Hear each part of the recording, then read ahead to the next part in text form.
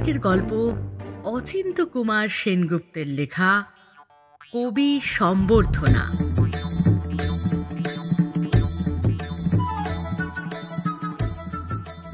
রামবাবু একজন মস্ত বড় সাহিত্যিক। তোমরা না জানলেও তোমাদের দাদারা তার নাম জানেন। আর যদি কোনোদিন মোহনবাগানের ম্যাচ দেখতে গিয়ে থাকো, তাকে তোমরা সেন্টারের ফ্ল্যাগের কাছে গ্যালারির সবচেয়ে নিচের ধাপে দেখে থাকবে। বয়স বেশি নয়, কিন্তু দেখতে একটি আস্ত গন্ডার। যেমন থলথলে মোটা ভুঁড়ি, তেমনি গাছের গুঁড়ির মতো হাত পা। তার উপর ঘাড় নেই বললেই চলে। মাথাটা টাইম পিসের ঘড়ির মতো এই একটুখানি স্ক্রুর মতো কাঁধের ওপর এঁটে বসেছে। তবু তো মাঠে তোমরা তাকে জামা গায়ে দেখে থাকবে। কিন্তু মোহনবাগানের গুঁফোদা যেদিন ডারহামকে গোল দিল, সেদিন গায়ের জামা কুটি কুটি করে ছিঁড়ে ফেলে তার সেই প্রলয় নৃত্য দেখনি? ও হরি! যেমনি জামা তার ছিঁড়ে ফেলা, অমনি নৃত্যের প্রাবল্যে তার ভুঁড়ির খাঁজ থেকে পয়সা, আনি, বিড়ি ও দেশলাইয়ের কাঠি টপাটপ ঝরে পড়তে লাগলো। ওই ভুঁড়িটি তার পৈতৃক মানি ব্যাগ। পকেট কাটারা কোনো কালেই ওই বিরাট গোলক ধাঁধার সন্ধান পাবে না। চেহারা দেখেই যদি নাক সিটকো, তবে তোমাদের তারিফ করতে পারবো না। কেননা পরনি সেই কথাটা, যা কিছু ঝকঝক করে সব সোনা নয়। রামবাবু একজন মস্ত কবি। কে জানে, হয়তো একদিন তাঁরই পদ্য তোমাদের মুখস্থ করে পরীক্ষা পাশ করতে হবে। এখনো না হয় তার নামটাম হয়নি, কিন্তু কবিদের সুখ্যাতি নাকি তাঁদের মৃত্যুর পরেই হয়ে থাকে। অতএব রামবাবুরও সময় ফুরিয়ে যাচ্ছে না। নাম একদম কিছু হয়নি, তাই বা বলি কি করে? বাড়িতে স্ত্রী না হয় উঠতে বসতে মুখ ঝামটা দেয়, কবিতার খাতায় আগুন ধরিয়ে দুধ গরম করে। কিন্তু হিরুকে জানো তো? কাঁসারি পাড়ার সেই হিরু। মিত্র স্কুলে সেকেন্ড ক্লাসে 7 বছর যে বসে আছে। বা, হিরুকে জানো না? আমি আর কি বলবো, তোমাদের দাদাদের জিজ্ঞেস করো। তাদের কেউ কেউ নিশ্চয়ই তার সঙ্গে পড়েছেন। সেই হিরু রামবাবুর একজন প্রধান ভক্ত। লাইনের সঙ্গে লাইন মিলিয়ে সেও রামবাবুর মতো আকাশে উড়তে চায়। রামবাবুর জন্যে সে ম্যাচে গ্যালারিতে জায়গা রাখে, এবং তার জন্যে জায়গা রাখবার অর্থ হিরুকে তক্তার ফালিটার ওপর চিৎপাত হয়ে শুয়ে থাকতে হয়। তবু অত বড় কবি তার পাশে বসবে, সেইটাই হিরুর অহংকার। খেলার মাঠে রামবাবু যে চিনেবাদাম খান, তার খোসাগুলি হিরু সযত্নে কুড়িয়ে রাখে। কে জানে, হয়তো একদিন এই স্মৃতিচিহ্নগুলির ভয়ানক দাম হবে। হিরুকে কষ্ট করে আর ম্যাট্রিক পাশ করতে হবে না। একদিন অতি কাঁচু মাচু হয়ে হিরু রামবাবুকে বললে, আমার দাদা আপনার সঙ্গে দেখা করতে চান। তিনি একদিন আপনাকে আমাদের বাড়িতে চা খাবার কথা বলে দিলেন। গরিবের বাড়িতে পায়ের ধুলো দেবেন দয়া করে। কথাটা বলি বলি করেও এতদিন বলতে পারছিলাম না, আপনার সময়ের ক্ষতি হয়ে যাবে। তবু যদি... রামবাবু জিজ্ঞেস করলেন, কে তোমার দাদা?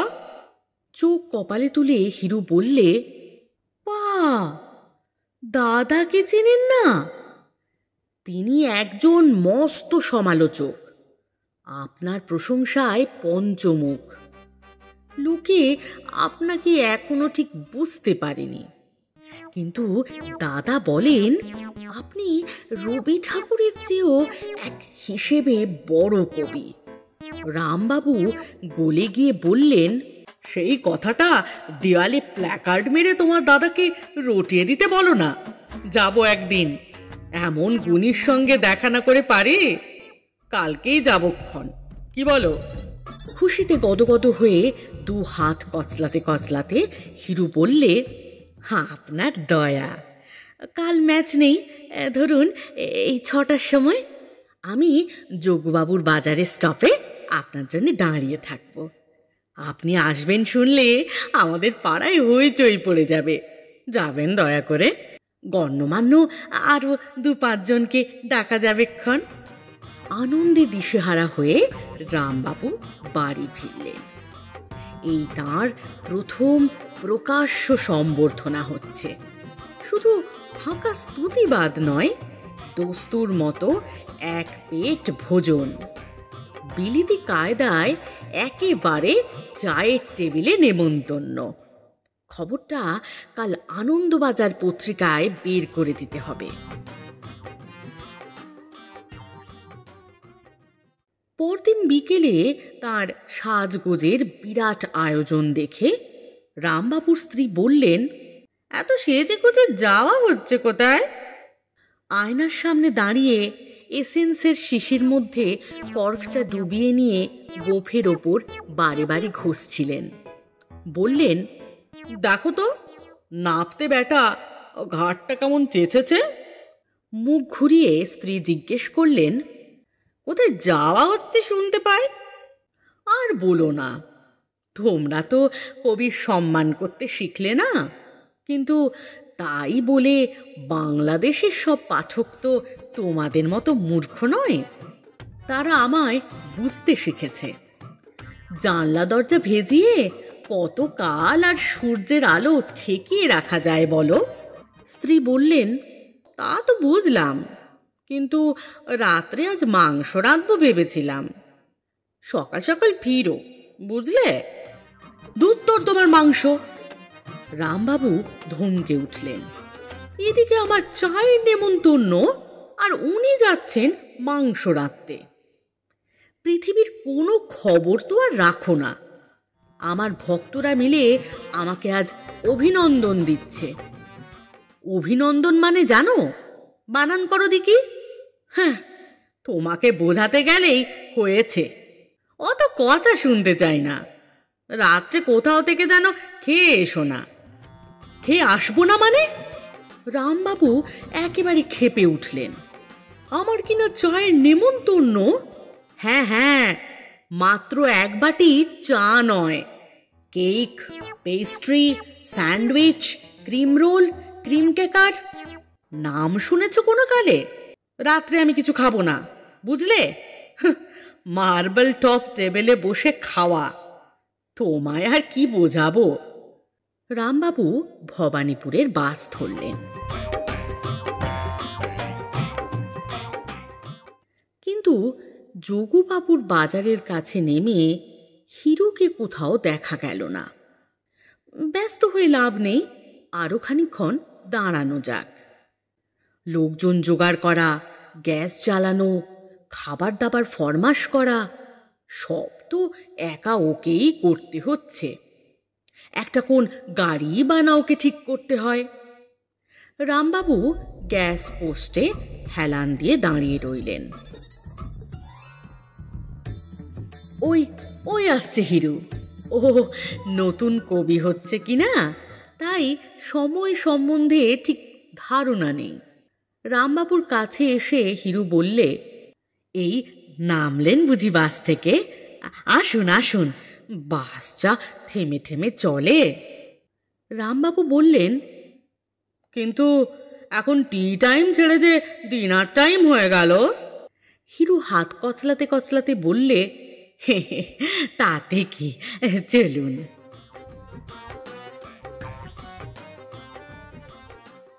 প্রকাণ্ড বাড়ি, হিরুরা বনেদি বড় লোক, কিন্তু দরজায় না ঝুলছে আম পাতার মালা, না দেখা গেল কলা গাছ পোতা। লোকজনের সারা শব্দ নেই, কোথাও এতটুকু চাঞ্চল্য দেখা গেল না। উদ্বিগ্ন হয়ে রামবাবু জিজ্ঞেস করলেন, আর কেউ এখনো আসেনি বুঝি? হিরু বিনয়ে মাটির সঙ্গে মিশে গিয়ে বললে, দাদা সবাইকে বারণ করে দিলেন, বললেন কবির সঙ্গে আলোচনায় বাজে লোকের ভিড় বাড়িয়ে কাজ নেই। মুখখানা হাঁড়ি করে রামবাবু হিরুর সঙ্গে উঠোন পেরিয়ে একটা ঘরে ঢুকলেন। ছোট নোংরা ঘর, কাঠের দেয়াল দিয়ে ঘেরা। মেঝের উপর ফরাশ পেতে খালি গায়ে একটা লোক বসে আছে। লোকটার কোলের কাছে একটা জল চৌকি, তাতে সে একটা কাগজ পেতে কি জানি সব লিখে চলেছে। বয়স প্রায় 30-এর কাছাকাছি। রামবাবু ঘরে ঢুকতেই প্রকাণ্ড ছায়া পড়ে ছোট ঘরটা প্রায় অন্ধকার হয়ে গেল। লোকটা চোখ তুলে তাকালো। হিরু পরিচয় করিয়ে দিলে, দাদা, ইনি হচ্ছেন রামবাবু, আপনার সঙ্গে দেখা করতে এসেছেন। হিরুর দাদা গায়ের ওপর তাড়াতাড়ি কোচার খুঁটটা জড়াতে জড়াতে বললে, বসুন বসুন, যা হিরু, শিগগির যা, ঠাকুরকে জল চাপাতে বলে দিয়ে আয়। হিরু বাড়ির ভেতর চলে গেল, আর রামবাবু জড়ো সড়ো হয়ে মেঝের ওপরই বসে পড়লেন। নিরাশ হয়ে লাভ নেই, ভক্তের দল নাই বা এলো, তবু পেট পুজোই বা এই দুর্দিনে কয়জন করাতে চায়। তাই মুখে হাসি টেনে রামবাবু জিজ্ঞেস করলেন, কি লিখছেন? আমার কবিতা সম্বন্ধে কোনো আলোচনা নাকি? কাগজটা তাড়াতাড়ি উল্টে রেখে হিরুর দাদা বললে, না না, একটা সাবস্টেন্স লিখছি, পরীক্ষা এসে পড়েছে। পরীক্ষা? পরীক্ষা কিসের? আর বলেন কেন, ম্যাট্রিকটাই এই বছর আস্ট্রেক ফেল মারছি। এই যে হিরু, এসেছিস, জলের কদ্দূর? হিরু বললে, বৌদি ধমকে দিলে, বললে উনুন থেকে ভাতের হাঁড়ি বারে বারে নামানো যাবে না। হিরুর দাদা বললে, আচ্ছা, উনি না হয় একটু বসবেন, কি বলেন? এক পেয়ালা চা খেয়ে গেলে আর ক্ষতি কি? নতুন আর কি লিখলেন? দেখুন, আপনার সম্বন্ধে আমি একটা দীর্ঘ সমালোচনা লিখব। রামবাবু উৎসুক হয়ে বললেন, কি নিয়ে? আমার কবিতা না গল্প? ওসব বাজে আলোচনা আমি লিখি না। আমি লিখব আপনার নাম নিয়ে। আপনার সমস্ত মাহাত্ম্য ওই নামে। আপনি যে সবাইকার চেয়ে শ্রেষ্ঠ, তা আপনার নামেই বোঝা যাচ্ছে। আমার নামে? রামবাবু বিস্ময়ে হাঁ করে রইলেন। হিরুর দাদা বলতে লাগলো, এই দেখুন না, ছাগলের মধ্যে শ্রেষ্ঠ হচ্ছে রাম ছাগল, পাখির মধ্যে রাম পাখি, দার মধ্যে রামদা, ছেলেদের মাসিক পত্রের মধ্যে রামধনু, তেমন কবির মধ্যে শ্রেষ্ঠ হচ্ছেন আপনি, রাম কবি। কি সত্যি কি না? রামবাবুর তো চক্ষু স্থির। হিরু কতক্ষণে খাবারের থালাটা নিয়ে আসে, কেননা নিতান্ত দেশি মতেই তার অভ্যর্থনা হচ্ছে। তারই আশায় তিনি অস্থির হয়ে উঠলেন। হিরু এসে বসল। রামবাবু বললেন, রাত হয়ে যাচ্ছে হিরু। মুখের কথাটা লুফে নিয়ে হিরুর দাদা বললে, হ্যাঁ, আর ওকে বসে রেখো না, উনি তো আর তোমার মতো ভবঘুরে লোক নন, সময়ের দস্তুর মতো দাম আছে, এতক্ষণে 2-4টে কবিতা গজিয়ে যেত, কি বলুন? হিরু বললে, বা, আর একটু বসুন, চা আসছে। চা আসছে? আহ! রামবাবু কোমরের কষিটা নামিয়ে ভুঁড়িটাকে একটু আলগা দিলেন, কিন্তু উড়ে চাকরের হাতে নেহাতি এক পেয়ালা মাত্র চা। তার পেছনে বহুদূর পর্যন্ত আর কাউকে দেখা গেল না। হিরু গর্জে উঠল, কিরে, চায়ে দুধ দিসনি একেবারে? দে, আমার কাছে দে। বলে চায়ের কাপটা চাকরের হাত থেকে তুলে নিয়ে হিরু ফের ভিতরে চলে গেল। হিরু যখন গেছে তখন অমনি শুধু হাতে আসবে না। হিরুর দাদা কাগজটা রামবাবুর দিকে বাড়িয়ে দিয়ে বললে, আপনি তো এত সব লেখেন, দয়া করে আমার এই সাবস্টেন্সটা লিখে দিন না। দাঁত ফোটায় কার সাধ্যি, এক্ষুনি আবার মাস্টার মশাই এসে পড়বেন। এত বড় ধাড়ির আবার মাস্টার। রামবাবু বললেন, আমার এখন সময় হবে না। হিরুর দাদা বললেন, তা যা বলেছেন, মিছিমিছি হিরু আপনাকে অমনি বসিয়ে রেখেছে কেন? চায়ে দুধ একটু কম হলে কি হয়? রামবাবু গুম হয়ে তবু বসে রইলেন। যাক, ওই হিরু আসছে, কিন্তু পেছনে আর কেউ নেই তো। দুবার যাওয়া আসা করায় পেয়ালার চাও অর্ধেক হয়ে গেছে। ঠান্ডা কালো চা, ওপরে ছাঁকা ছাঁকা কতগুলি স্বর ভাসছে। চায় নাকি ক্ষুধা নষ্ট হয়, সেই ভরসায় রামবাবু এক চুমুকে তলানি শুদ্ধ পেয়ালাটা সাবার করে ফেললেন। হিরুর দাদা হিরুকে বললে, কি রে তুই, ভদ্রলোক এলো, এত বড় নামজাদা রাম লেখক, তাকে কিছু খাবার পর্যন্ত খাওয়ালি না? তা বাজারের বাজে খাবারে খালি পেট খারাপ করে। নিন, আমার এই পান নিন, মিঠে পান, আজ তো একটি এলাচ দিয়ে সাজা। বলে হিরুর দাদা ট্যাক থেকে ডিবে বার করে খুলে একরত্তি একটি পান রামবাবুর দিকে এগিয়ে দিলে।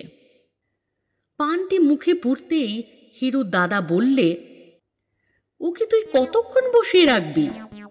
এতে তুই বাংলা সাহিত্যের কি ক্ষতি করছিস, কিছু খেয়াল আছে? হিরু রামবাবুকে দরজা পর্যন্ত এগিয়ে দিয়ে গা ঘেঁষে দাঁড়িয়ে বললে, যে চায়ের পেয়ালায় আপনি আর চুমুক দিলেন, সেটা আমি সোনা দিয়ে বাঁধিয়ে রাখব। রামবাবু বললেন, শুধু শুধু অতগুলি টাকা খরচ করবে কেন? তা দিয়ে বরং আমার শ্রাদ্ধের ব্যবস্থাটা করো। বলে তিনি বেরিয়ে পড়লেন। কিন্তু উদরে আগুন জ্বলছে। ওই আধ কাপ চা যেন অগ্নিতে ঘৃতাহুতি দিয়েছে। এখন তিনি কি করেন? বাড়ি ফিরবার জো নেই। বাড়ি ফিরে এখন খেতে চাইলে তার সমস্ত কবি সম্মান মাঠে মারা যাবে। লজ্জায় আর মুখ দেখাতে পারবেন না। হায়, বাড়িতে আজ মাংস হচ্ছিল। ঘ্রাণে সমস্ত ঘর বাড়ি আমোদিত হয়ে আছে। বাটিতে বাটিতে সবাই হয়তো কত ফেলে ছড়িয়ে খাচ্ছে। থালার ধারে ধারে জীবন হাড়ে সব পাহাড় উঠে গেল। আর তার ভাগ্যে কিনা আধ কাপ কেলে কুষ্টি তেতো চা। রামবাবু দিক বিদিক না তাকিয়ে একটা খাবারের দোকানে ঢুকে পড়লেন। প্রকাণ্ড একটা ঠোঙা সাজিয়ে রাজ্যের খাবার নিয়ে তিনি গিলতে শুরু করলেন। কিন্তু দাম দেবার সময় পকেট হাতড়ে, মানিব্যাগ, মানিব্যাগ কোথায়? ভদ্রলোক সাজতে গিয়ে টাকা পয়সা যে চামড়ার থলিতে করে তিনি পকেটে রেখেছিলেন। সর্বনাশ! এখন কি হবে? চায়ের কাপ সোনা দিয়ে বাঁধিয়ে রাখবার জন্য আলগোছে হিরু হয়তো সেটা তুলেই নিয়েছে। দোকানদাররা সব তাকে জাপটে ধরল। বললে, খেয়ে দে দাম না দিয়ে ঠকাবার মতলব? পুলিশ ডাকবো এক্ষুনি। রামবাবু বললেন, আমাকে তোমরা চিনতে পারছো না? আমি রামলোচন নাগ, বাংলাদেশের একজন শ্রেষ্ঠ কবি। তোমাদের 2.5 টাকা নিয়ে পালাবো না। পালাবে না? তবে হাতের তোমার ওই আংটি, শার্টের ওই বোতাম রেখে যাও। এমন ঢের জোচ্চোর আমরা দেখেছি। অতএব ওই সব দামি আংটি আর বোতাম দিয়ে রামবাবু ছাড়া পেলেন। বাড়ি ফিরলে স্ত্রী জিজ্ঞেস করলেন, কি হলো? রামবাবু বললেন, জোয়ানের আরকের শিশিটা শিকি দাও তো। যা এক কাটা খাইয়ে দিয়েছে, মাংস, চপ, পোলাও, অত শত কি নাম জানি। রাজ্যের খাতায় নিজের নাম দস্তখত করতে করতে আঙুলগুলো ব্যথা হয়ে গেছে বলে রামবাবু আঙুল মটকাতে লাগলেন। তোমার আংটি কোথায়? রামবাবু হেসে বললেন, আমার এক ভক্ত এক নাগাড়ে আমার কবিতা এত মুখস্থ বলতে লাগলো যে তাকে ওটা প্রাইজ দিয়ে ফেলেছি, নইলে যে মান থাকে না। তবে ছেলে মানুষ ভক্ত, কাল ভাবছি গোটা 2.5 টাকা দিয়ে ওটা ছাড়িয়ে নিয়ে আসবো। কি বলো? আর দিয়েছে। রামবাবু বললেন, না দিলে তো বয়ে গেল, ভারী তো একটা আংটি। যা সম্মান আজ পেলাম, পৃথিবীর কোনো অর্থ ভাণ্ডারে তার উপযুক্ত দাম নেই বলে তিনি প্রচুর হাসতে লাগলেন।